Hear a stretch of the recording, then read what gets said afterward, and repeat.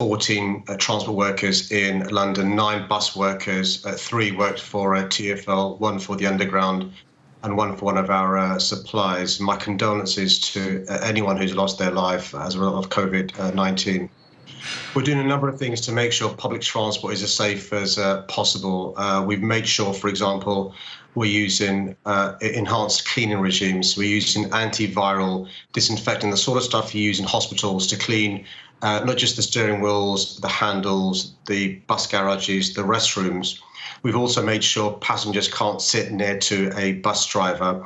We've made sure there's a perspex glass between the bus driver and the passenger with a protective film in there as well. As you've mentioned, we're also piloting. In London, we have a way to come on a bus, one door, and a way to go off another door.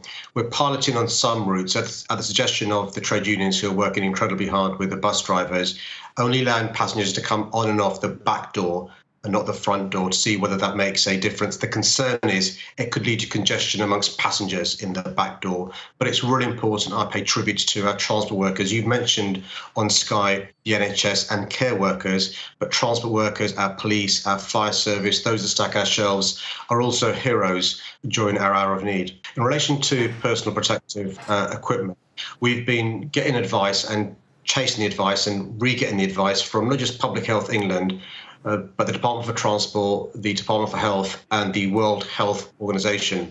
And their advice is quite clear. Only people who are in care situations should be using personal protective equipment. So what we've been doing is making sure that we do all the other things we need to do to make sure our public transport is as safe as it can be. So, for example, we're using British Transport Police, the Met Police and others to make sure people keep their distance. We're making sure there are markers on platforms, 2 meters, showing people where 2 meters are.